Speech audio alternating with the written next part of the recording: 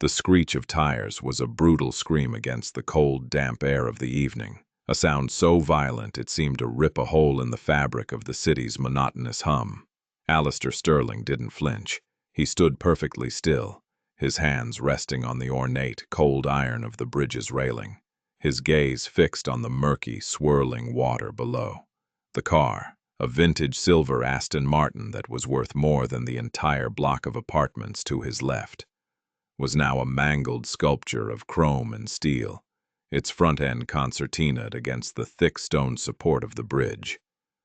Steam hissed from the wreckage like a dying breath.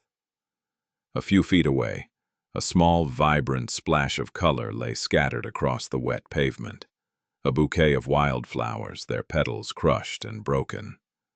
He had been looking at them just a moment before, a flicker of something almost warm passing through him, as a little girl with hair the color of pale sunshine had offered them to him. "For good luck, mister," she had said, her voice a small, clear bell in the urban cacophony. He had waved her away with a dismissive gesture, a reflex born of years of insulating himself from the world. Now the space where she had stood was empty. The driver of the other car was staggering out, shouting, but Alistair heard nothing. His entire universe had narrowed to the chilling silence where a child's laughter had been just moments before, and the impossible, horrifying question of where she had gone. His heart, a long dormant organ he used merely to pump blood, seized in his chest with a pain so sharp, so familiar, it buckled his knees. He gripped the railing, his knuckles white, the world tilting on its axis as a single, devastating thought consumed him. Not again. The city was a symphony of gray. Alistair Sterling had always thought of it that way. The sky was gray, a thick, oppressive blanket of cloud that seemed to press down on the skyscrapers. The buildings themselves were gray, towers of concrete and glass that reflected the colorless sky.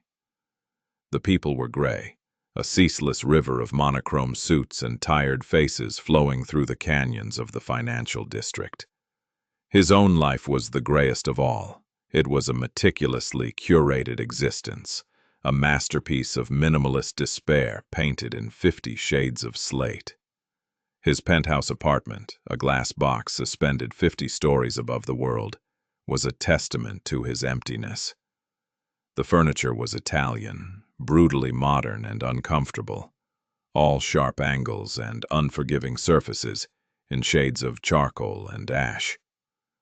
There were no photographs on the walls, no sentimental trinkets on the shelves, no hint that a human being with a past and a heart actually lived there. There was only space, vast and silent, filled with the ghost of a laugh he could no longer remember the sound of. His days were a rigid procession of meetings, conference calls, and market analyses. He moved through his world with a chilling efficiency, his mind a finely tuned instrument of commerce. He was a titan, a king of capital, a name whispered with awe and envy in boardrooms across the globe. He could acquire a rival corporation with a single phone call, shift global markets with a keystroke, build an empire from the dust. But he could not, for all his billions, conjure the memory of his daughter's smile without feeling a blade twist in his gut. Her name was Amelia, and she would have been 7 this year. 7. The same age as the girl on the bridge. The thought was a physical blow, knocking the air from his lungs. He had spent 5 years building walls around that memory, constructing a fortress of wealth and indifference so high that no emotion could possibly scale it. He had succeeded. He felt nothing. Joy was a foreign language. Grief was a distant country he had been exiled from. Love was a myth. All that remained was the hollow echo of a life that had once been, a phantom limb that ached with a pain he refused to acknowledge. He had trained himself not to see children. On the rare occasions he walked the city streets, his eyes would slide past them, refusing to register their bright clothes, their chaotic energy, their innocent, unguarded faces. They were walking, breathing reminders of his failure, tiny ghosts sent to torment him. But the girl on the bridge, she had slipped through his defenses. He couldn't erase the image of her neat blonde hair, tied back with a simple blue ribbon, or the earnest look in her wide, cornflower blue eyes. She hadn't been begging. She had been offering. A small, defiant splash of color in his relentlessly gray world. And he had dismissed her. He had waved her away like an annoying fly, his face a mask of cold impatience. The memory of his own callousness was a sour taste in his mouth. What had happened to her? The police had arrived, their flashing lights painting the scene in garish strokes of red and blue. Paramedics. An ambulance. He had given his statement, his voice calm and detached. The perfect witness. He was Mr. Sterling, after all. Men like him were not rattled. He described the other car losing control, the screech of tires, the impact.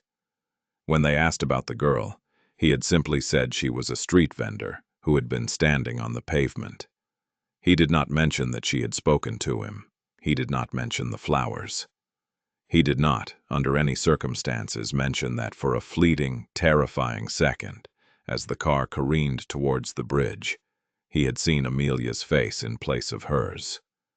The official report would say she had been lucky, that she had jumped back just in time, scared but unharmed. A kindly officer had bought her a hot chocolate and sent her on her way home, a story she would tell for weeks. Alistair didn't know this. He had retreated back into the armored shell of his limousine, leaving the chaos behind. The crushed wildflowers on the pavement, the only evidence that a moment of color had ever tried to intrude upon his gray. Her name was Lily. She lived in a world that was the polar opposite of Alistair's, a world of vibrant, chaotic, and often desperate color. Their apartment was on the 4th floor of a walk-up in a part of the city Alistair's driver intentionally navigated around. It was small, just 2 rooms that smelled perpetually of laundry soap, Vicks Vapo Rub, and the faint, sweet scent of wilting flowers. The walls were thin, tattooed with a network of cracks, but they were painted a cheerful, if peeling, yellow. Every surface was covered in Lily's artwork, crayon drawings of lopsided suns, smiling stick-figure families, and fantastical, multicolored animals. It was a home, not a showroom. It was filled with love, a commodity far scarcer than platinum in Alistair's world. Lily's mother, Sarah, was the heart of that home. She had her daughter's cornflower blue eyes, though they were often clouded with pain and exhaustion.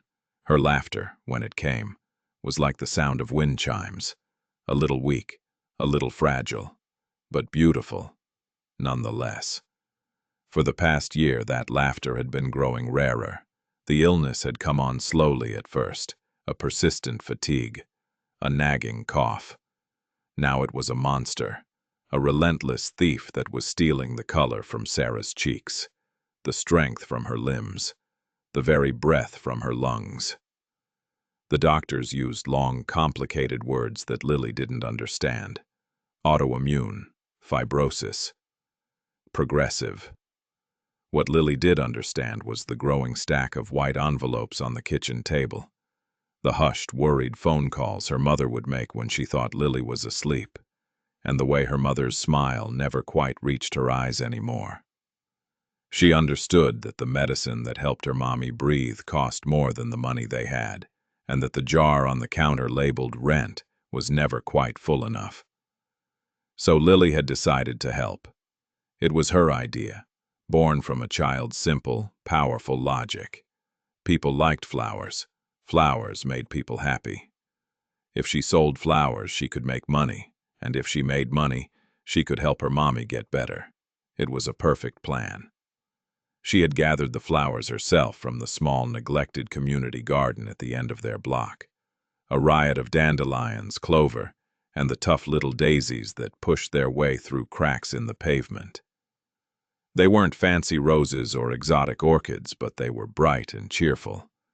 And Lily thought they were beautiful. Every day after school, she would take her plastic bucket of wildflowers and find a spot on one of the busy downtown streets. Most people ignored her. They were gray people, rushing from one important gray thing to another. They looked through her, past her, their faces closed and tight. Sometimes, a woman with kind eyes would stop and buy a small bunch, telling Lily to keep the change. Sometimes, a tourist would take a picture and give her $1. And sometimes, mean people would shoo her away, telling her she couldn't sell things there. But Lily was resilient. She had her mother's quiet strength. She would just pick up her bucket and move to a new corner, her smile wobbling but never quite breaking. The man on the bridge had been different. He wasn't like the other gray people. He was grander. His suit was dark and shiny, like a raven's wing, and his shoes reflected the sky. But it was his eyes that she remembered. They were the color of a storm cloud, and they were the saddest eyes she had ever seen. He looked like a king in a fairy tale who had lost his entire kingdom. She had felt a strange, powerful urge to make him feel better.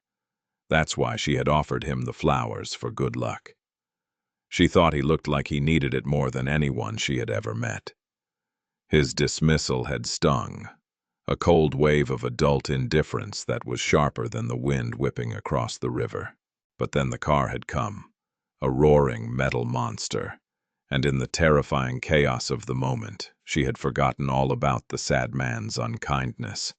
A policeman had held her hand, his own big and warm, and told her she was a very brave little girl. He'd bought her a hot chocolate that warmed her from the inside out. But as she walked home, the coins in her pocket feeling lighter than usual, she couldn't shake the image of the sad king on the bridge, standing alone as his world came crashing down around him. Alistair sat in the back of his Rolls-Royce, the city lights blurring into long, impressionistic streaks of neon and gold. The car was silent, a tomb on wheels, the engine a distant whisper. He hated the silence. It was in these moments, suspended between one destination and the next, that the ghosts came out to play.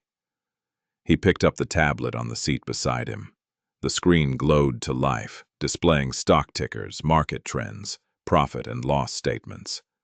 Numbers. Clean, logical, unambiguous. They were his shield, his armor. He could lose himself in their elegant certainty, their predictable patterns. But tonight, the numbers were just meaningless squiggles. He kept seeing a flash of blonde hair, a small hand holding a clutch of weeds. He swiped the screen, bringing up his calendar. A charity gala tomorrow night. A board meeting in Zurich on Thursday. A conference call with Tokyo at 3 a.m. His life was a relentless march of obligations, a carefully constructed distraction. It was designed to leave no room for thought, no space for feeling. And yet, a 7-year-old girl with a bucket of daisies had managed to breach the perimeter. "Arthur," he said, his voice startlingly loud in the quiet car. "Sir?" The voice of his driver, a man who had been with him for 15 years and knew more of his secrets than anyone, came through the intercom, calm and deferential. "The bridge. This evening. The incident." Alistair paused, searching for the right words, a rare occurrence for a man who could command armies of lawyers with his eloquence. "There was a girl." "Yes, sir. The police report said she was unharmed. I want you to find her." There was a beat of silence from the front of the car. Arthur was a master of discretion. He never questioned, never pried. But this was an unusual request. Mr. Sterling did not concern himself with the lives of street vendors. "Find her, sir?" Arthur's voice was carefully neutral. "In what capacity?" Alistair stared out the window at the rain-streaked city. What capacity, indeed? What did he want? To apologize for his rudeness? To give her some money to assuage the tiny, unfamiliar flicker of guilt in his chest? To see for himself that she was truly all right, that the ghost of Amelia had not claimed another victim on his watch? He didn't know. He only knew that he couldn't let it go. The image of the crushed flowers on the pavement was inexplicably haunting. It felt like a metaphor for something he couldn't quite name. "I want to know who she is," Alistair said finally, his tone leaving no room for discussion. "I want to know where she lives. I want to know why a child her age is selling flowers on a street corner. Be discreet, Arthur. No one is to know I am asking. Is that understood?" "Perfectly, sir," Arthur replied. The partition slid silently back into place, and Alistair was alone again with his thoughts. He leaned his head back against the cool leather and closed his eyes. For 5 years he had been a machine, functioning with flawless precision. Now it seemed a small, stubborn daisy had gotten into the works, grinding the gears, threatening to bring the entire, elaborate artifice to a halt. He felt a tremor of something he hadn't felt since the day the doctors had sat him down in that sterile white room and shattered his world. He felt fear. The next day, Lily was back at her spot. Not the bridge. The memory of the screaming car was still too fresh, but a busy corner near a large park. She had a new bucket of flowers, a mix of bright yellow dandelions and tiny purple violets she had found growing in a patch behind the library. Business was slow. The gray people rushed by, their faces buried in their phones, their minds already in the meetings they were late for. Lily hummed a little song her mother used to sing to her, a tune about a magical garden where the flowers never wilted. She adjusted the blue ribbon in her hair and tried to smile at the passing legs and briefcases. A large black car, so shiny it looked like a polished stone, pulled up to the curb nearby. A man in a dark suit and chauffeur's cap got out. He was very tall and had a kind, craggy face like a friendly giant from one of her storybooks. He walked directly over to her. Lily's first instinct was to grab her bucket and run. Men in suits usually meant trouble. They were the ones who told her to move, their voices sharp and impatient. But this man's eyes were different. They were gentle. "Are you Lily?" he asked, his voice a low, pleasant rumble. Lily's own eyes went wide. How did he know her name? She clutched the plastic handle of her bucket, her knuckles turning white. She nodded, a tiny, hesitant movement. The man smiled, a small, reassuring curve of his lips. "My name is Arthur. I saw you on the bridge yesterday. I was glad to hear you weren't hurt." Lily relaxed a little. "The policeman gave me hot chocolate," she offered, as if this were a great badge of honor. "That's very nice," Arthur said, his smile widening. "Listen, Lily, I work for a gentleman. He was on the bridge, too. The man you offered flowers to." Lily's face fell. Oh, the sad king. He was probably mad at her for bothering him. He had probably sent this giant to tell her off. Arthur seemed to read her mind. "He's not angry," he said quickly. "In fact, he was very worried about you. He felt badly that he was abrupt." Arthur chose his words carefully. "He'd like to buy your flowers today." Lily blinked. "All of them?" "All of them," Arthur confirmed. He reached into his jacket and pulled out a wallet.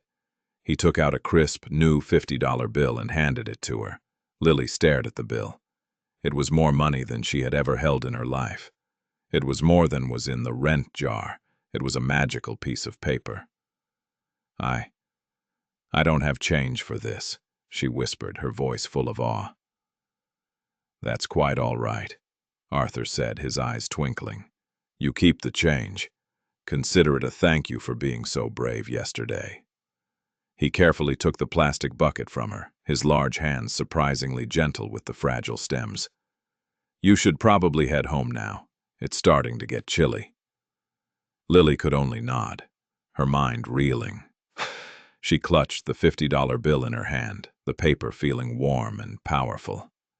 She watched as the friendly giant put her bucket of weeds into the trunk of the impossibly fancy car, handling it as if it were a priceless treasure.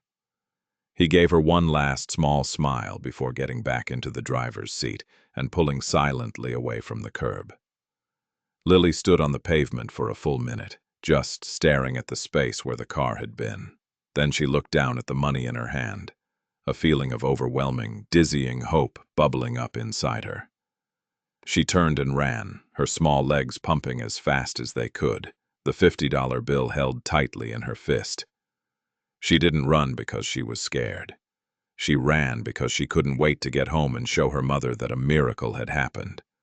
A sad king had sent his giant with a piece of magic paper, and for the first time in a long time, Lily felt like everything might just be okay. The bucket of wildflowers sat on the vast, marble-topped island in Alistair's kitchen.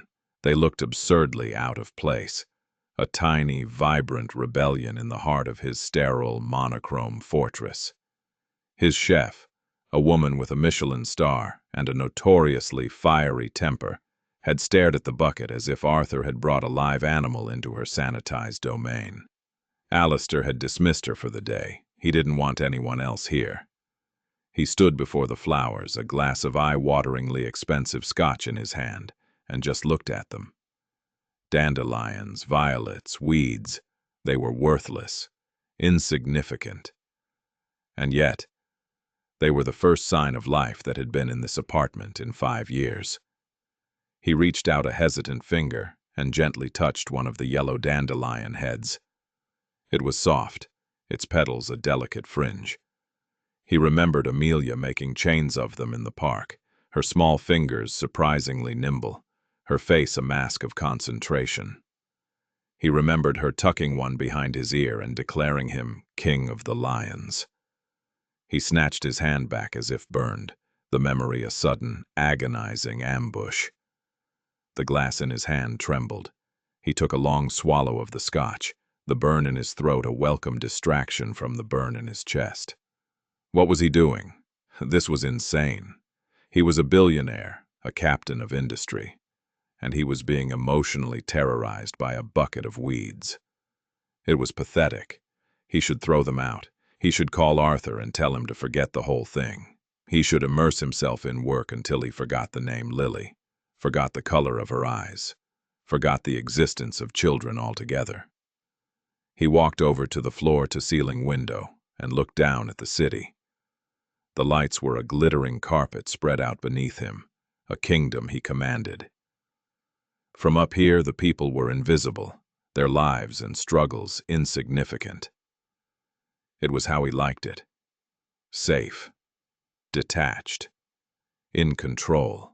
But as he stared down at the sprawling metropolis, he couldn't help but wonder which of those tiny, glittering lights belonged to her.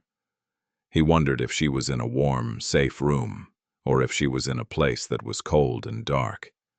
He wondered if she had a father to tuck her in at night, or a mother who was healthy and strong. The file Arthur had left on his desk was thin, just a few pages, but its contents were a sledgehammer to the carefully constructed walls around Alistair's heart.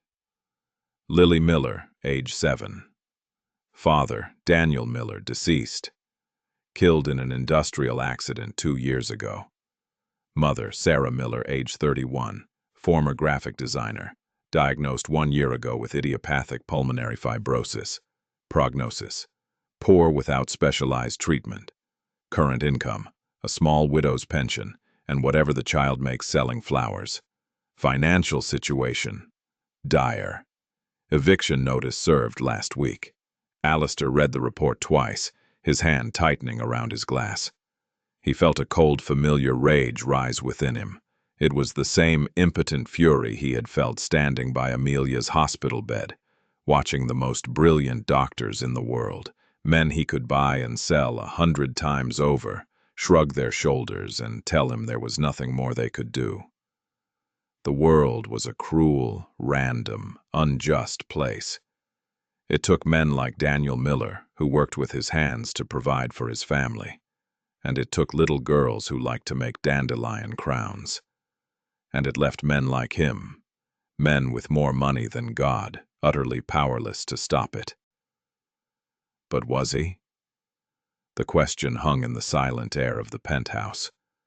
He was powerless to turn back time, to undo the mistakes of the past.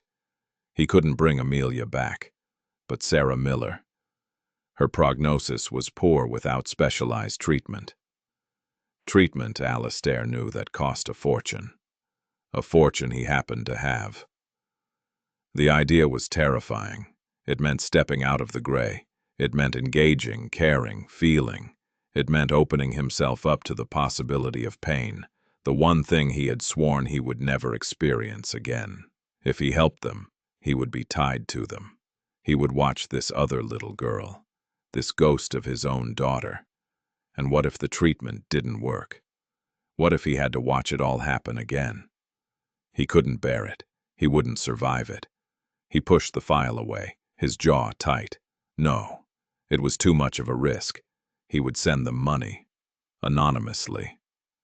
A large sum, enough to cover their rent, their bills, the mother's current medical care. He would have Arthur arrange it through a charitable foundation. It would be a clean transaction, an act of detached philanthropy. He would salve his conscience, and then he would walk away. It was the smart thing to do, the safe thing, the gray thing. He picked up his phone, ready to dial, his thumb hovering over Arthur's name. But then his eyes fell on the bucket of flowers still sitting on his kitchen island. They were starting to wilt under the harsh gallery lighting, their bright heads drooping. In their defiant, fragile beauty, he saw Lily's face, her earnest, hopeful expression. She hadn't asked for charity. She had offered him a gift. A simple, worthless, priceless gift. He thought of her running home with that $50 bill, a fortune to a child who measured her wealth in dandelions. He had given her a fish, but he hadn't taught her how to fish. He hadn't solved the problem. He had just postponed the inevitable. He closed his eyes, a wave of exhaustion washing over him. For 5 years he had been running from the ghost of his daughter. But what if, for the first time, he turned and faced it? What if he stopped trying to outrun the pain and instead tried to build something new from the wreckage? He deleted Arthur's number from the dial pad. He walked back to the kitchen, his steps slow and deliberate. He found a crystal vase, a ridiculously expensive piece of art he'd been given as a corporate gift and had never used. He filled it with water, and one by one, he carefully arranged the dandelions and violets. He placed the vase in the center of his vast, empty dining room table. The tiny bouquet looked small and lost in the cavernous space, but it was a start. It was a splash of color. It was a flicker of hope in the heart of the gray. And as Alistair Sterling stood there, looking at a handful of weeds in a $1 million vase, he made a decision. He would not just send money. He would not just be an anonymous benefactor. He was going to go down into the glittering, chaotic city, and he was going to meet the little girl's mother. He was going to wade back into the messy, painful, beautiful river of life. He was terrified, and for the first time in a very long time, he felt something other than numb. He felt alive. Finding the apartment building was not difficult for a man with Alistair's resources, but stepping out of his temperature-controlled Maybach and onto the cracked, littered pavement felt like stepping onto a different planet. The air here was thick with the smells of life. Garlic and onions frying, damp laundry, car exhaust, the faint, sweet scent of rain on hot asphalt. Music drifted from an open window, a vibrant, thrumming Latin beat that was the antithesis of the curated silence he lived in. Children shouted and played on the sidewalk, their laughter echoing off the brick walls. Alistair stood for a moment, feeling conspicuous and alien in his bespoke suit and handmade Italian shoes. He was a creature of the penthouse, of the boardroom, of the rarefied air of the 1%. This was the real world, and he felt like an intruder. He clutched the small, ridiculously expensive bouquet of professionally arranged flowers he'd brought, a stark contrast to Lily's dandelions, and pushed the buzzer for apartment 4B. A voice, weak and breathy, crackled through the intercom. "Hello? My name is Alistair Sterling. he said, his own voice sounding stiff and formal to his ears. "I'm a friend of Lily's. I was hoping I could speak with you for a moment." There was a long pause. He could imagine the confusion on the other end. A man with a name like Alistair Sterling, a friend of her daughter's. It made no sense. He was about to speak again, to try and explain, when the lock buzzed, a harsh, grating sound. He pushed the heavy door open and stepped inside. The hallway was dark and smelled of stale cigarettes and boiled cabbage. He climbed the 4 flights of stairs, his polished shoes echoing on the worn linoleum, each step taking him further away from his world and deeper into hers. The door to 4B was slightly ajar. He knocked gently. "Come in," the same weak voice called. He pushed the door open and stepped into the small, sun-yellow apartment. It was clean and tidy, but he could see the signs of struggle everywhere. The threadbare rug, the faded upholstery on the sofa, the way the cheap laminate on the kitchen counter was peeling at the edges.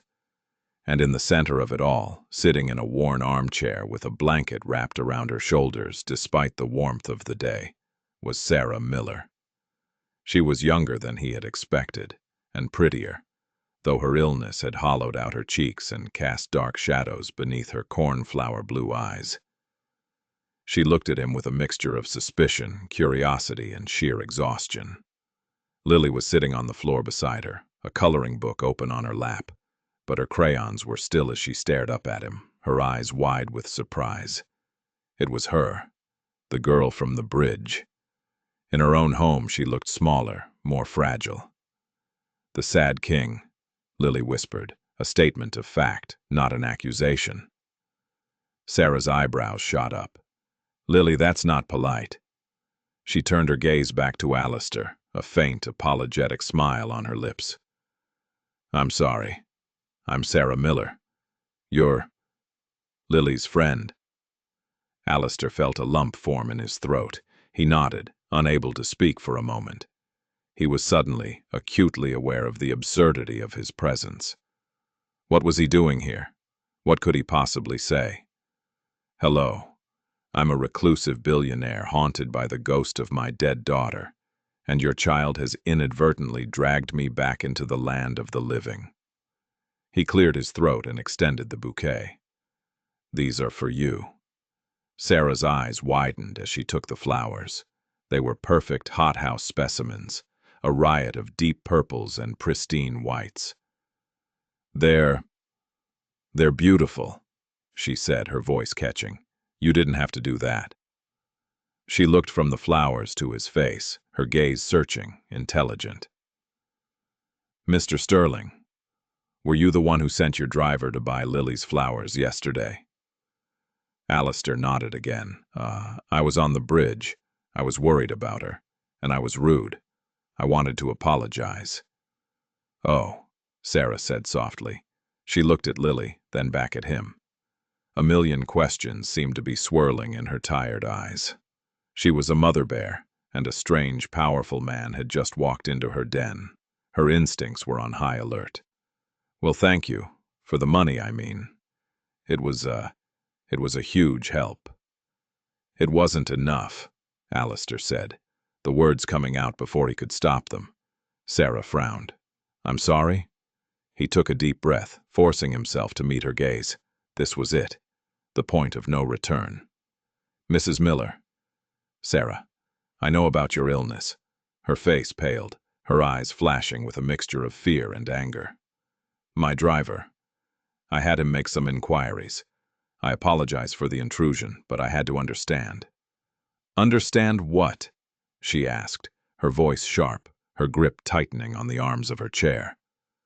"Why my daughter has to sell flowers on the street. Why we're about to be thrown out of our home. What is there to understand?" "I understand what it's like to be helpless," Alistair said, his voice dropping to a low, raw whisper. "I understand what it's like to watch someone you love fade away, and to know that all the money in the world can't save them." The confession hung in the air between them, a naked, painful truth. He saw a flicker of understanding, of empathy in her eyes. The anger in her expression softened, replaced by a weary sadness. "You lost someone," she stated, her voice gentle. He could only nod, the old pain a familiar vice around his chest. "My daughter, Amelia. She was 7. The silence that followed was profound. It was a silence of shared grief, a quiet understanding that transcended the vast social and economic chasm between them. Lily, who had been watching them with a child's intense curiosity, seemed to sense the shift in the room. She got up, walked over to Alistair, and slipped her small, warm hand into his large, cold one. The contact was electric. It was a simple, innocent gesture, but for Alistair it was everything. It was an anchor in a storm, a thread of connection in a world of isolation.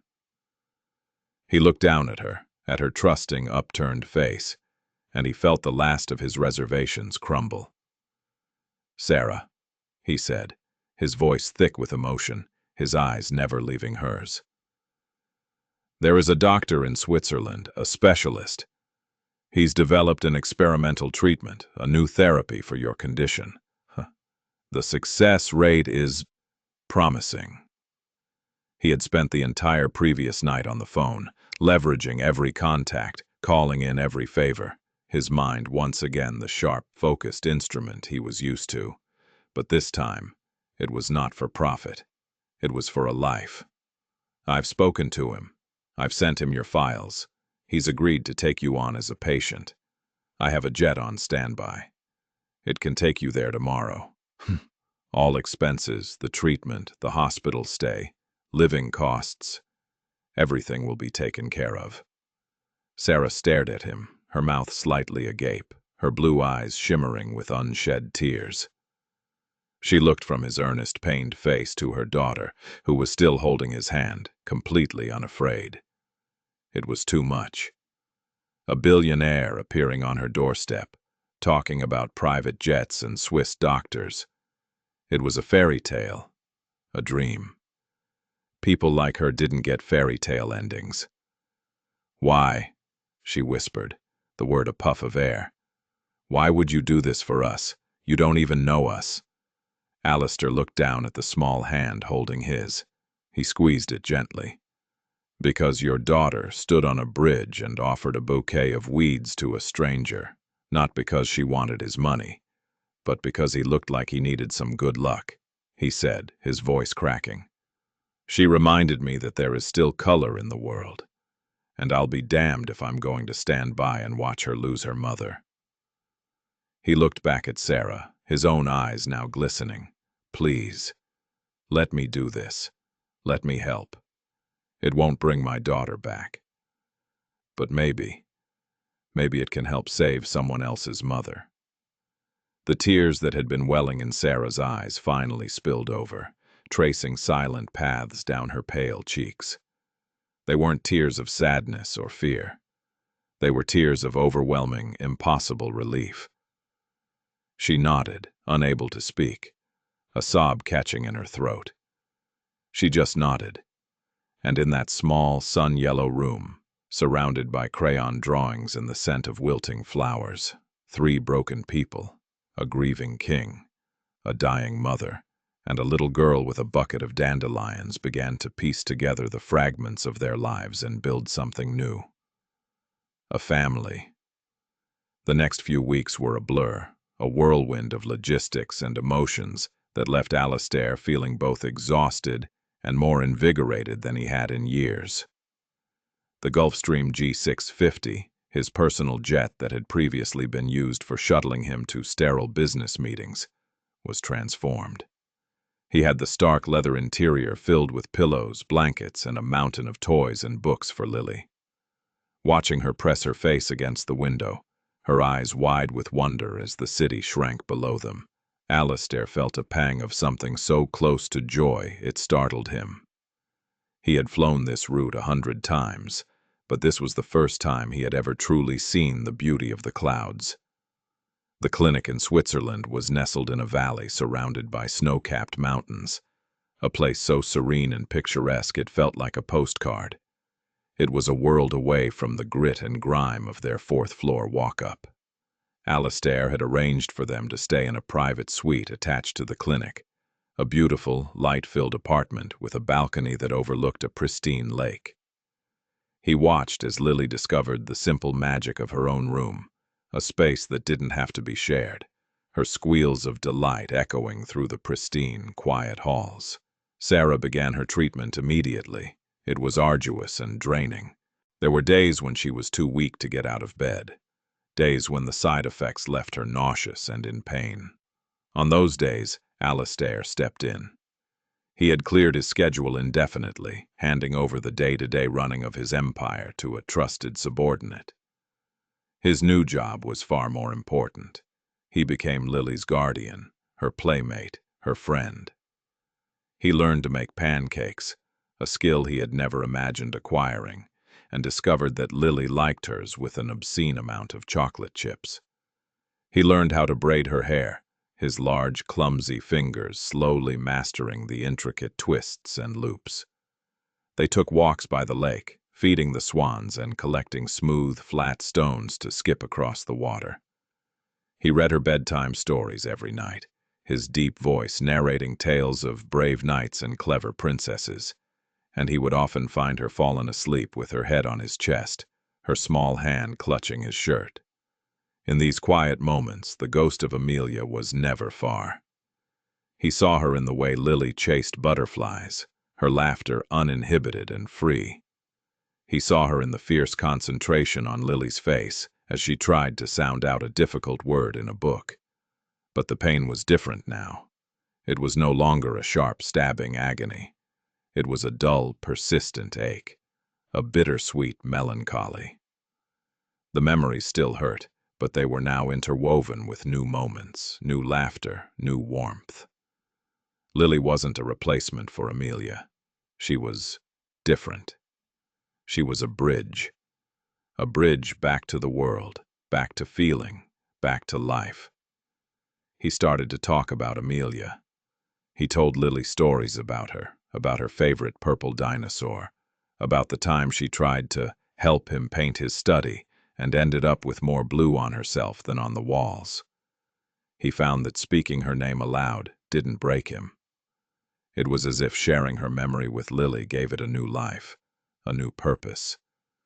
Lily would listen, her blue eyes solemn and understanding, and she would ask questions that were both innocent and profound. "Is Amelia a star now?" she asked one night as they looked up at the glittering alpine sky. Alastair had looked up at the vast, star-dusted darkness and felt a sense of peace settle over him. "Yes," he had whispered, "I think she's the brightest one." He and Sarah talked for hours, sitting on the balcony in the cool evenings after Lily was asleep. She told him about her husband, Daniel, about their love story, about the dreams they had for their daughter. He told her about his wife, who had left him shortly after Amelia's death, unable to live with the ghost that haunted their marriage. They were two wounded souls, finding solace and understanding in each other's company. He saw the strength in her, the fierce, unwavering love for her daughter that gave her the will to endure the grueling treatments. And she saw the man beneath the billions, the grieving father with a kind, broken heart. One evening, as they were watching the moon rise over the lake, she reached out and placed her hand over his. "Thank you, Alastair," she said, her voice soft but clear. "You didn't just save my life. You saved Lily's. You gave her back her mother, and you gave her back her childhood."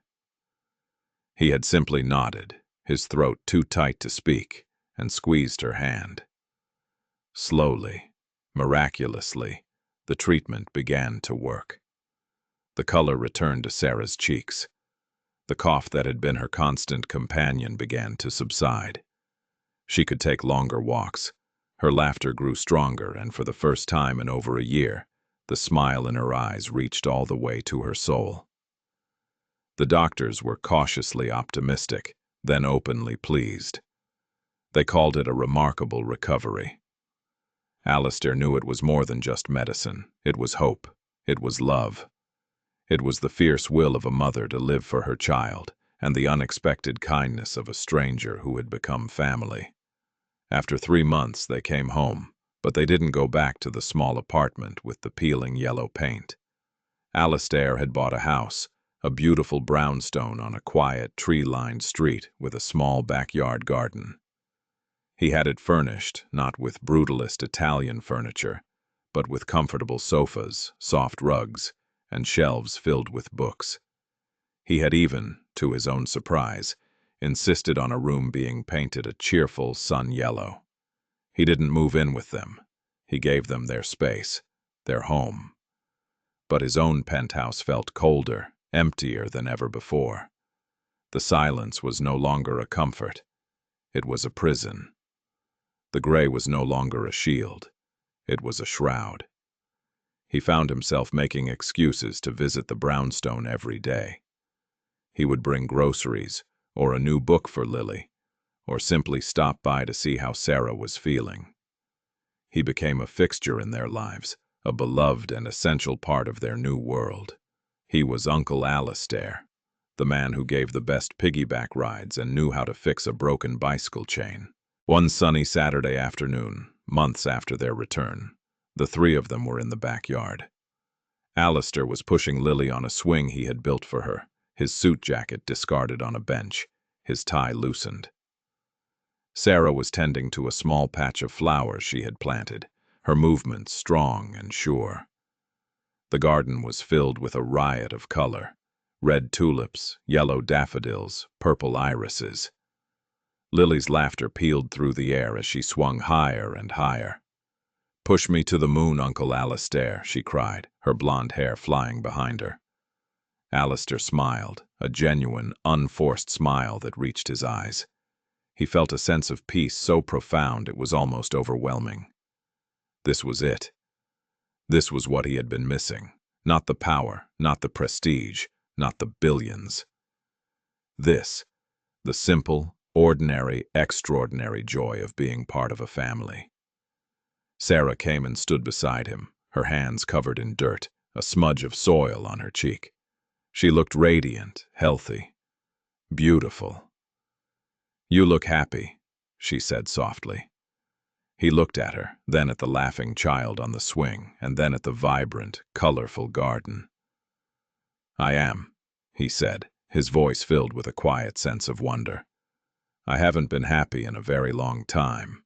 He paused, then looked back at Sarah, his heart full. "I was a ghost. And you too. You brought me back to life." She smiled, her eyes shining, and leaned her head against his shoulder. They stood there for a long time, in comfortable silence, watching Lily swing, two solitary souls who had found their harbor in each other.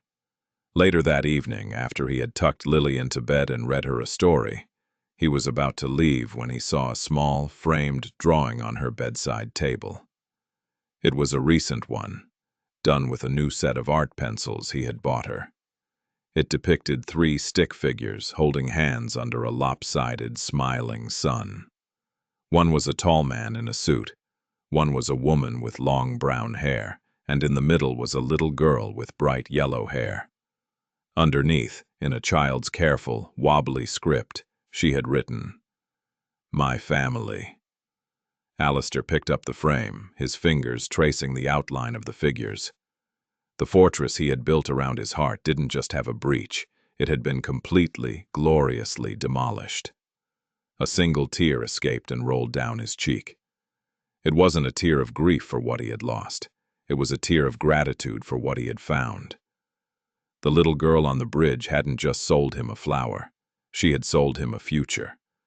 She had taken his gray, empty world and painted it in vibrant, breathtaking color, with the messy, beautiful, and undeniable power of love.